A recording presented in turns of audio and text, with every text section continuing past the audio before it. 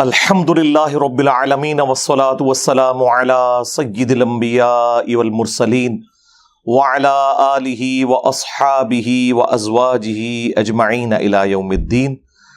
الحمدللہ آج 5 فروری 2023 کو سنڈے کے دن ہمارا یہ پبلک سیشن نمبر 80 نمبر انشاءاللہ منعقد ہونے جا رہا ہے۔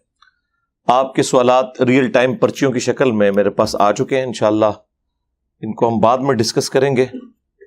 پہلے کچھ کرنٹ افیئر کے طور پر کچھ ایشوز میں ڈسکس کر لوں۔ سب سے پہلے تو آج چونکہ 5 فروری ہے اور آپ کو پتہ ہے یہ یوم یکجہتی کشمیر کے دن کے طور پر منایا جاتا ہے پاکستان کے اندر۔ جس وقت اس کی اپروول ہوئی تھی اس وقت ہم اسکول لائف میں تھے اور کافی جوش اور جذبہ تھا، اور اس میں سب سے آگے جو پیش تھی وہ جماعت اسلامی تھی، اور اب بھی اس حوالے سے اگر کوئی پروگرام وغیرہ ارینج کرتے ہیں تو جماعت اسلامی کے لوگ ہی کرتے ہیں، یا میڈیا میں کوئی ایک آدھ خبر آ جاتی ہے۔ ادروائز یہ باقی ہالیڈیز کی طرح ایک اور چھٹی کا اضافہ ہے اس ویلی قوم کے لیے جو کام سے بھاگتی ہے، سو کے گزارتے ہیں۔ اس سے زیادہ اب اس کی کوئی اہمیت نہیں رہ گئی، خصوصاً 2019 کے بعد جب سے انڈین گورنمنٹ نے، مودی نے کشمیریوں کے اوپر ظلم کیا اور ان کی جو ایک علیحدہ آئیڈینٹی تھی اسے ختم کرنے کی سازش کی، اور اس وقت کے جو ہمارے پرائم منسٹر صاحب تھے عمران خان صاحب، انہوں نے اس وقت تو کافی جوش اور جذبے کے ساتھ یو این او میں جا کے تقریر بھی کی۔ اس کے بعد انہوں نے قوم سے یہ عہد بھی لیا کہ ہفتے میں ایک دن ہم آدھا گھنٹہ دیا کریں گے کشمیریوں کے لیے تاکہ اس کاز کو زندہ رکھا جائے، لیکن وہ بھی زیادہ عرصہ چل نہیں سکا۔ الٹیمیٹلی اب تو آلموسٹ یہ ٹاپک جو ہے وہ بیک فٹ پہ جا چکا ہے۔ حالانکہ دنیا کے چند خطے جہاں پر کمیٹڈ مسلمان اگر موجود ہیں تو ان میں ٹاپ آف دا لسٹ اگر کوئی جگہ ہے تو وہ انڈین آکوپائڈ کشمیر ہے۔ ہمارا تو چونکہ ریئل ٹائم ان سے انٹریکشن رہتا ہے دعوت و تبلیغ کے حوالے سے، ہمارے لائیو سٹوری سیشنز کے اندر انڈیا سے جتنے بھی لوگ آ کے اپنی لائف سٹوریز سناتے ہیں جو اس دعوت حق کے ساتھ اٹیچ ہوئے، ان میں سب سے بڑا جو پورشن ہے وہ انڈین آکوپائڈ کشمیر کے رہنے والوں کا ہے۔ الحمدللہ پاکستان سے باہر دنیا کے کسی بھی ملک میں سب سے زیادہ اگر دعوت حق کے حوالے سے قرآن و سنت کی آواز پہ لوگوں نے لبیک کہا تو وہ انڈین آکوپائڈ کشمیر کے لوگ ہیں۔ ہماری دعائیں ان کے ساتھ ہیں ہمیشہ سے، الحمدللہ ہر پاکستانی کا دل ان کے ساتھ دھڑکتا ہے۔ پاکستان میں حکومت کسی کی بھی ہو، جہاں تک پاکستانیوں کا سوال ہے تو وہ کشمیر کے لوگوں کو اپنی دعاؤں میں یاد رکھتے ہیں ہر حوالے سے۔ اپنی جو سپورٹ ہے سوشل میڈیا پہ ہو، پولیٹیکل لیول کے اوپر ہو، اخلاقی طور پر ہو، وہ جاری رکھتے ہیں الحمدللہ۔ اور چونکہ وہاں پہ مسلمانوں کی پرسیکیوشن ہو رہی ہے، مسلمان وہاں ایک طرح سے مائنورٹی ہیں اگر پورے انڈیا کو دیکھا جائے، تو وہ اپنے ریلیجن کے ساتھ بھی کافی کمیٹڈ ہے۔ اگرچہ وہاں پر صدیوں سے بابا پرستی اور دربار اور بزرگ پرستی، حنفیت، اس نے پنجے گاڑے ہوئے تھے، لیکن الحمدللہ پچھلے 25-30 سال کے اندر کافی چینج آئی ہے۔ اس میں بھی یہ جو آخری 10 سال جب سے ہماری دعوت الحمدللہ اس چھوٹے سے پلیٹ فارم سے اٹھ کے دنیا کے ہر کونے تک پہنچی، تو اس میں سب سے زیادہ جن لوگوں نے حق قبول کیا ان جگہوں میں سے ایک انڈین آکوپائڈ کشمیر کے لوگ بھی ہیں۔ سب سے بڑا ان کے پاس ایسٹ یہ ہے کہ وہ چونکہ مائنورٹی میں ہے، اس کی وجہ سے اپنی سروائیول کی جنگ لڑ رہے ہیں، اور اسٹرانگ کمیونٹی کے طور پہ وہاں پہ وہ بیہیو کرتے ہیں۔ پلس جو سب سے حیران کن چیز مجھے لگی وہ وہاں پہ جو ان کا لٹریسی ریٹ ہے وہ بہت زیادہ ہے. یعنی ہماری لائف سٹوری میں جتنے بھی لوگ آئے ہیں ماسٹر ڈگری ہولڈر سے کم کوئی نہیں ہے, اور اکثر جو ہے وہ پی ایچ ڈیز کر رہے ہیں. میٹرک وغیرہ چھوڑ دیں جی, بیچلر چھوڑ دیں. بندہ حیران ہوتا ہے کہ اس لیول پہ وہاں پہ اس حوالے سے ایجوکیشن کا سسٹم سٹرانگ ہے, اور اسی تعلیم کی برکت سے اعلیٰ پوسٹوں پہ بھی مسلمان ماشاء اللہ تعالیٰ پہنچے ہوئے ہیں. لیکن انڈیا کی جو فوج ہے اور خصوصاً جو اس وقت وہاں پہ حکومت ہے, ان کے مظالم جو ہیں وہ آپ لوگوں کے سامنے ہیں, اور اب تو بہت زیادہ سختی اس حوالے سے ہو گئی ہے. جو کوئی جہادی تنظیمیں کسی زمانے میں ایکٹیو تھیں وہ بھی آلموسٹ اب ختم ہو چکی ہیں. پولیٹیکل سٹرگل جس طرح جماعت اسلامی وہاں پہ کر رہی تھی, ان کے بھی بڑے بڑے لوگوں کو انہوں نے قید میں ڈال دیا. اتنی آزادی والا معاملہ اب رہا نہیں ہے. اس حوالے سے ہم سے انڈین کشمیر میں رہنے والے لوگ لائیو جو ہماری سیشنز ہوتے ہیں, سٹوری سیشنز, ان کے اندر بھی پوچھتے رہتے ہیں کہ ہمیں کیا کرنا چاہیے. تو میں ہمیشہ یہی کہتا ہوں کہ آپ کو آرمڈ کنفلکٹ کو اوائڈ کرنا چاہیے, اس کا کوئی فائدہ نہیں ہے. آج کے اس ماڈرن دور میں جب کہ ملک بن چکے ہیں اور یو این او کے تحت ملک اپنی اپنی باؤنڈریز کے پابند ہیں, یہ حقیقت ہے کہ یو این او کے تحت تو کشمیر پہ انڈیا کا قبضہ ہے, اور کشمیر کے رہنے والے لوگوں کی مرضی کے بغیر کشمیر کا ڈیسیژن نہیں ہونا چاہیے. ان کا رائٹ ہے کہ وہ انڈیا کے ساتھ رہیں, پاکستان کے ساتھ رہیں, یا ایک الگ ملک کے طور پر. یہ ان کا رائٹ ہے, یہ ان سے کوئی نہیں لے سکتا. البتہ وہ کسی بھی صورتحال میں ہو, ہماری مورل سپورٹ مسلمان ہونے کی حیثیت سے ان کے ساتھ رہے گی, کیونکہ بخاری اور مسلم دونوں میں حدیث ہے, اللہ کے محبوب صلی اللہ علیہ وآلہ وسلم نے فرمایا کہ تمام مسلمان باہمی اخوت کے اندر, بھائی چارے کے اندر, اجتماعیت کے اندر ایک جسم کی مانند ہے. اگر جسم کے ایک حصے کو تکلیف ہو تو پورا جسم اس تکلیف کو محسوس کرتا ہے. حتیٰ کہ مسلم شریف میں آیا کہ اگر آنکھ میں درد ہو تو جسم رات کاٹ کر گزارتا ہے. نبی علیہ السلام نے اس کو مثال سے بیان فرمایا کہ تکلیف تو آنکھ میں ہوتی ہے لیکن پورا جسم اس تکلیف کو محسوس کرتا ہے. اور مسلم شریف میں ایک اور حدیث بھی ہے کہ جب کوئی مسلمان بھائی اپنے دوسرے مسلمان بھائی کی غیر موجودگی میں اس کے لیے دعا کرتا ہے تو اللہ تعالیٰ ایک فرشتہ مقرر کر دیتا ہے جو اس کی دعا پر آمین کہتا ہے, اور پلس وہ یہ کہتا ہے کہ اللہ تعالیٰ تیرے حق میں بھی یہ تمام دعائیں قبول کرے, آمین. تو یہ اللہ تعالیٰ کی طرف سے ایک اسپیشل پروٹوکول ہوتا ہے.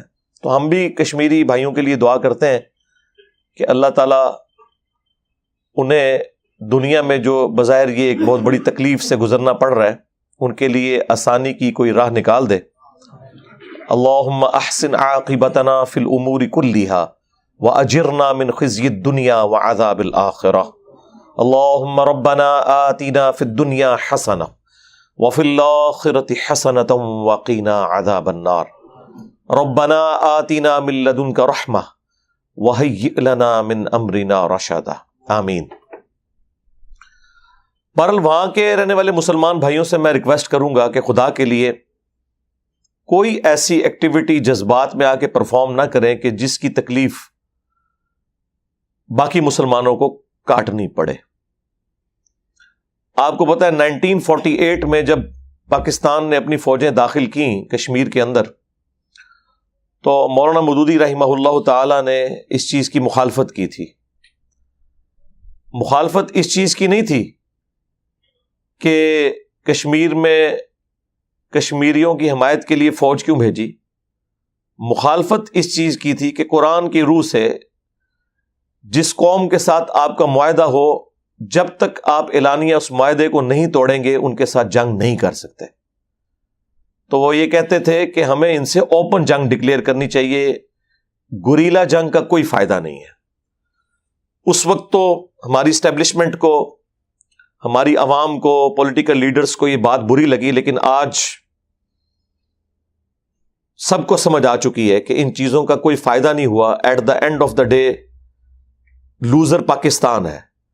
اس وقت پاکستان میں، بلوچستان کے اندر بالخصوص، اور اسی طریقے سے پاکستان کے جو قبائلی علاقے ہیں ان میں بھی جو دہشت گرد تنظیمیں ہیں، انہیں فیول سارے کا سارا انڈیا پرووائڈ کر رہا ہے۔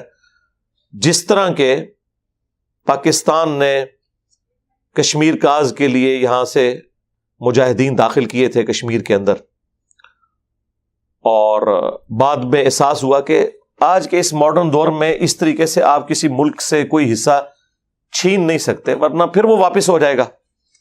اب تو اکانومی کی جنگ ہے، اور وہ پاکستان کی حالت آپ کے سامنے ہے اس وقت کہ پاکستان نے کشمیریوں کی کیا مدد کرنی ہے، ان کے اپنے فارن ریزروز کتنے ہیں، یہاں پہ جابز کا کیا معاملہ ہے، اور سب سے بڑا ایٹم بم ہماری پاپولیشن ہے، 22 کروڑ سے تجاوز کر چکی ہے۔ اتنی ڈینس قسم کی پاپولیشن دنیا کے کسی ملک میں نہیں ہے۔ ہم کچھ عرصے میں امریکہ کو بھی آبادی میں کراس کرنے والے ہیں، اور ریسورسز آپ کے سامنے ہیں۔ اکانومی دن بدن پیچھے کی طرف جا رہی ہے۔ تو کشمیریوں سے بھی میں ریکویسٹ کروں گا، کوئی ایسا معاملہ نہ کریں جس کی وجہ سے باقی مسلمانوں کے لیے مصیبت کھڑی ہو جو آپ کے ساتھ وہاں رہ رہے ہیں۔ جذباتی طور پہ یہ باتیں اچھی لگتی ہیں، لیکن قرآن و سنت کے دائرے میں جو چیز آئے گی اسی کو ہم سپورٹ کریں گے۔ اور وہی مودودی صاحب نے مخالفت کی کہ قرآن میں سورۃ الانفال میں واضح آیا ہے کہ جس قوم کے ساتھ تمہارا معاہدہ ہے تم اس سے جنگ نہیں کر سکتے جب تک کہ اعلانیہ معاہدہ توڑ کر ان کی طرف پھینک نہ دو۔ اور اسی کانٹیکسٹ میں ایک حدیث ہے سنن ابی داؤد کے اندر، جامعہ ترمذی کے اندر، کہ حضرت معاویہ رضی اللہ تعالیٰ عنہ کے دور ملوکیت کے اندر مسلمانوں اور رومنز کے درمیان ایک ٹریٹی تھی، ایک معاہدہ تھا۔ پرشین امپائر تو پوری کی پوری سیدنا عمر کے زمانے میں مسلمانوں کے انڈر آ گئی۔ رومنز نے بھی اپنا اچھا خاصا حصہ جنگ یرموک کے بعد لوز کر دیا۔ جنگ یرموک کے فوراً بعد اسی سال جنگ قادسیہ میں اللہ تعالیٰ نے پرشین امپائر بھی مسلمانوں کی جھولی میں ڈال دی۔ کچھ حصہ رومن امپائر کا باقی تھا، وہ جزیہ دینے پر سیدنا عمر کے دور میں آمادہ ہو گیا، اور اسی وجہ سے ان کی سروائیول ممکن ہوئی۔ بہرحال وہ حضرت معاویہ رضی اللہ تعالیٰ عنہ کے دور میں ان کے ساتھ جو ایک پیس ٹریٹی تھا، جب اس معاہدے کے پورا ہونے کا وقت قریب آیا، اور وہ ریگولرلی معاہدہ اپ ڈیٹ ہو جاتا تھا، تو حضرت معاویہ نے یہ ڈیسیژن کیا کہ ہم ان کے بارڈر پہ لا کے پہلے ہی فوج بٹھا دیں گے، جیسے ہی وہ ڈیٹ پوری ہوگی یک لخت ان پہ حملہ کریں گے اور ان سے ان کے علاقے چھین لیں گے۔ تو وہاں پر ایک صحابی کھڑے ہوئے، انہوں نے اپنے گھوڑے کو ایڑی لگائی اور مسلمانوں کی فوج کے سامنے آ کے کھڑے ہو گئے، سینئر اصحاب میں سے تھے، اور انہوں نے کہا کہ آپ یہ کام نہیں کر سکتے، کیونکہ اللہ کے نبی علیہ السلام نے ہمیں منع فرمایا تھا کہ جس قوم کے ساتھ ہمارا معاہدہ ہو، جب تک اعلانیہ جنگ ڈکلیئر نہ ہو اور معاہدہ توڑ نہ دیا جائے، جس میں اگلی قوم کو بھی جنگ کی تیاری کی ایک مہلت مل جائے، اس وقت تک ان کے اوپر جنگ مسلط نہ کی جائے۔ قرآن پاک کا بھی حدیث کا انہوں نے حوالہ دیا۔ تو اس ایک بندے کی وجہ سے حضرت معاویہ رضی اللہ تعالیٰ عنہ کو اپنا ڈیسیژن واپس کرنا پڑا۔ آپ اندازہ کریں، وہ لوگ جو ہمیں کہتے ہیں جی محبت اور جنگ میں سب کچھ جائز ہے، ان کے منہ کے اوپر یہ تماچا ہے کہ اسلام میں محبت اور جنگ میں سب کچھ جائز نہیں ہے۔ سب کچھ جائز اسی صورت میں ہوگا اگر قرآن و سنت میں کوئی چیز جائز ہوگی۔ صحیح بخاری میں نہیں آتا کہ معاہدہ لکھا جا رہا تھا، اسی دوران اسی سہیل ابن عمرو کا بیٹا ابو جندل مسلمان ہو کر بیڑیوں میں جکڑا ہوا وہاں پہ آ گیا۔ تو نبی علیہ السلام نے ان سے ریکویسٹ کی کہ یار ابھی تو یہ معاہدہ لکھا جا رہا ہے, ایٹ لیسٹ اس کو تو ہمارے پاس رہنے دو. انہوں نے کہا نہیں, آپ کمٹ کر چکے ہیں کہ اگر ہماری طرف سے کوئی بندہ آپ کے پاس آئے گا آپ اسے واپس کریں گے, اور آپ کی طرف سے کوئی بندہ آئے گا ہم واپس نہیں کریں گے. اگرچہ یہ اس وقت وہ زیادتی کر رہے تھے, لیکن نبی علیہ السلام نے اس عہد جو کہ ابھی ٹرانزیشن پیریڈ میں تھا, ڈاکومنٹیشن فائنل نہیں ہوئی تھی, آپ نے ایکسپٹ کر لیا. اور آپ صلی اللہ علیہ وآلہ وسلم نے ابو جندل کو دعا دی اور کہا کہ ٹھیک ہے تم چلے جاؤ. آپ نے تو نہیں فرمایا کہ بھائی محبت اور جنگ میں سب کچھ جائز ہے, آپ نے کہا ٹھیک ہے میں اب یہ معاہدہ کر چکا ہوں. خیر اللہ تعالیٰ نے اس میں سے کیا خیر نکالنی تھی. انا فتحنا لک فتحا مبینا, صلح حدیبیہ کو تو اللہ تعالیٰ نے روشن فتح قرار دے دیا, اور پھر وہ اسلامک ہسٹری کا ہیرو ابو بصیر رضی اللہ تعالیٰ عنہ سامنے آئے. ان پہ آپ میرا تفصیلی کلپ دیکھ لیں.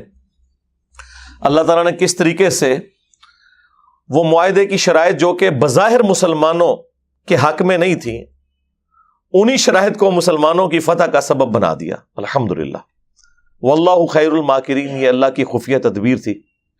ہم ہر بات کو جی غیر مسلموں کی سازش ہے, یار غیر مسلم نے تو سازش ہی کرنی ہے نا آپ کے خلاف. آپ کی طرف سے انہوں نے حج اور عمرے ادا کرنے ہیں, صدقہ اور خیرات کرنا ہے اللہ کی راہ میں انہوں نے, آپ کیا کر رہے ہیں؟ اور اب آپ دیکھ لیں یہ ایک مصیبت آ کھڑی ہوئی ہے, اور یہاں ہمیں مطلب ایک کہانیاں کروائی جاتی ہے کہ جی وہ جی آج بھی ہو ابراہیم سا ایما پیدا, آگ کر سکتی ہے اندازے گلستاں پیدا. جی جناب بالکل, انشاءاللہ نہ ابراہیم جیسا ایمان ہوگا اور نہ کبھی آگ ٹھنڈی ہوگی.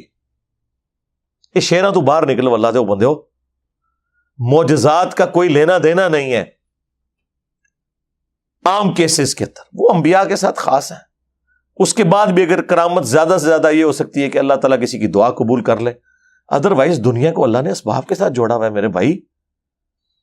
رومنز اور پرشینز کے خلاف صحابہ اکرام نے باقاعدہ جنگیں کی ہیں یار, ہزاروں مسلمان اس میں شہید ہوئے ہیں, تب جا کے وہ کامیابیاں ملی ہیں. نگاہ مار کے کچھ نہیں ہوا, ہاں خالی دعائیں کرنے سے کچھ بھی نہیں ہوا. وہ تو نبی علیہ السلام کو اللہ نے ایک مختصر پیریڈ دیا تھا, اس کے اندر دین کا غلبہ کرنا تھا.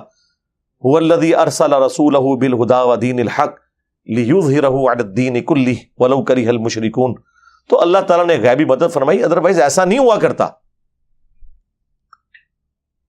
اور جی خالد ابن ولید رضی اللہ تعالیٰ عنہ بڑی تھوڑی سی آرمی کے ساتھ رومنز کے خلاف غالب آ گئے. جی جناب اس لیے غالب آئے کہ خالد ابن ولید کے ہاتھ میں بھی تلوار تھی اور رومنز کے ہاتھ میں بھی تلوار تھی. اگر سامنے رومنز کے ہاتھ میں ایک کلاشن کوف ہو اور یہاں سے 1000 خالد ابن ولید, میں نہیں کہتا یہ کہہ دیں گے گستاخی ہو گئی ہے, 1000 کو بڑے بڑے پہلوان جنگجو اس زمانے کے آ جائیں, تو ایک کلاشن کوف سب کو بھوننے کے لیے کافی ہے. تو اس زمانے کی مثالیں دینا غلط ہے. تلوار بامقابلہ تلوار ہوتی تھی, لیکن آج زمین و آسمان کا ڈفرنس ہو چکا ہے. ہمارے پاس تو لیٹسٹ اسلحہ بھی نہیں لڑنے کے لیے اس لیول کا.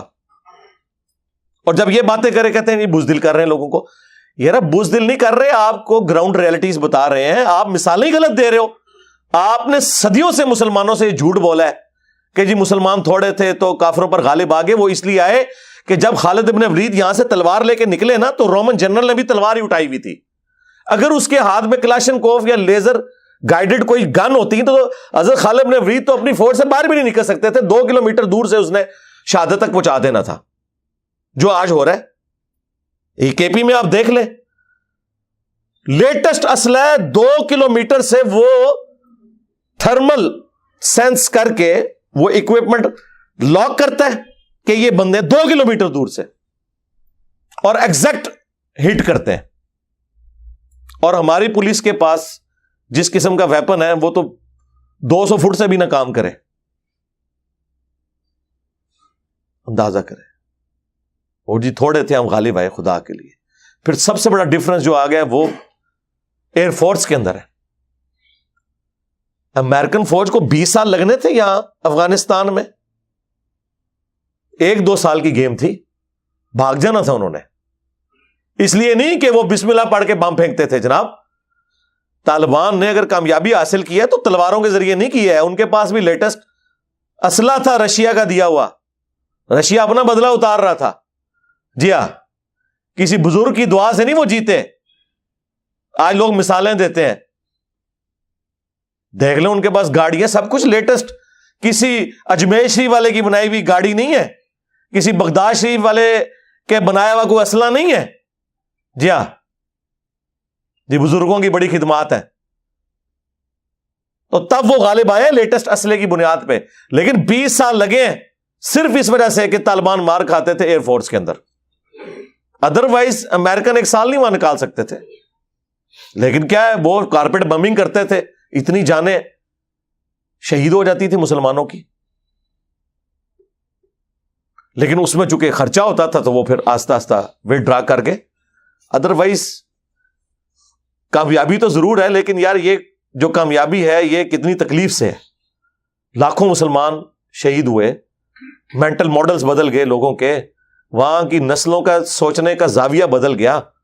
آپ سوچ سکتے ہیں, اللہ نہ کرے کہ اس تکلیف سے اور کسی مسلمان ملک کو گزرنا پڑے.